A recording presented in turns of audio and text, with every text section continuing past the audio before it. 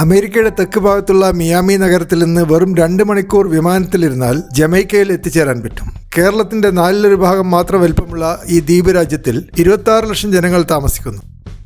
പണ്ട് ബ്രിട്ടീഷുകാർ ഭരിച്ചിരുന്ന ഒരു രാജ്യമായിരുന്നു ജമൈക്ക. അതുകൊണ്ട് 70,000-ഓളം ഇന്ത്യക്കാരും ഇവിടെയുണ്ട്. ലോകമെമ്പാടുമായി 10 ലക്ഷം മെമ്പർമാരുള്ള റാസ്താഫാരി റിലീജിയൻ ഉത്ഭവിച്ചത് ജമൈക്കയിലാണ്. അതുപോലെ സ്പോർട്സ് മേഖലയിലും സംഗീതത്തിലും ജമൈക്കയ്ക്ക് വലിയ പ്രാധാന്യമുണ്ട്. ലോകത്തിലെ ഏറ്റവും ചെറിയ കൾച്ചറൽ സൂപ്പർ പവറായി ജമൈക്ക അറിയപ്പെടുന്നു. ഈ രാജ്യത്തിൻ്റെ ഏറ്റവും വലിയ വരുമാനം ടൂറിസം തന്നെയാണ്. ഒരു വർഷം 43 ലക്ഷം ടൂറിസ്റ്റുകൾ ജമൈക്ക കാണാൻ വരുന്നുണ്ട്. ജമൈക്കയിൽ വരുന്ന ടൂറിസ്റ്റുകൾ അല്ലലും അലട്ടലുമില്ലാതെ 2 ദിവസം താമസിക്കുവാൻ ഇഷ്ടപ്പെടുന്നു. പ്രശാന്തമായ ബീച്ചുകളും ശാന്തമായ വനപ്രദേശവും വിദേശ ടൂറിസ്റ്റുകളെ ആകർഷിക്കുന്നു. സാമ്പത്തികമായി നല്ല അഭിവൃദ്ധിയുള്ള ഒരു രാജ്യമാണ് ജമൈക്ക. ധാരാളം കോഫിയും ബോക്സൈറ്റും ജിപ്സവും ലൈംസ്റ്റോണും കരിമ്പും കയറ്റുമതി ചെയ്യുന്നുണ്ട്.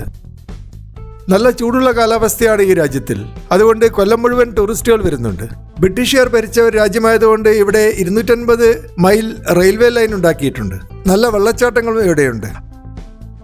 അടുത്ത കാലത്തായി ഒരു വെഡ്ഡിംഗ് ഡെസ്റ്റിനേഷനായി ജമൈക്ക അറിയപ്പെടാൻ തുടങ്ങിയിരിക്കുന്നു. ഇന്ത്യൻ സംസ്കാരത്തിൽ കല്യാണം കഴിക്കുമ്പോൾ ബന്ധുക്കളും നാട്ടുകാരും കൂടി വീട്ടിലേക്ക് ഇരച്ചു കയറി സ്വൈരമായി ഹണിമൂൺ ആസ്വദിക്കാൻ കഴിയാത്ത അവസ്ഥയുണ്ടാവുന്നു.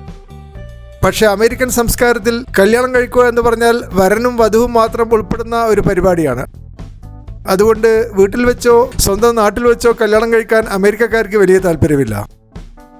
ജമൈക്കയിലെ ഹോട്ടലുകളിൽ കല്യാണം കഴിക്കുവാനുള്ള എല്ലാ അറേഞ്ച്മെൻറ്റ്സും ചെയ്തു കൊടുക്കുന്നുണ്ട്. അതുപോലെ ഹണിമൂൺ പാക്കേജും ഇവിടെയുണ്ട്. ധാരാളം അമേരിക്കക്കാർ ജമൈക്കയിൽ വരികയും കല്യാണം കഴിക്കുകയും ചെയ്യുന്നു.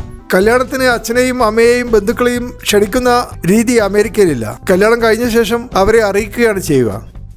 ജമൈക്കയുടെ തലസ്ഥാനം കിങ്സ്റ്റൺ നഗരമാണ്. 10 ലക്ഷം ജനങ്ങൾ കിങ്സ്റ്റൺ നഗരത്തിൽ താമസിക്കുന്നു.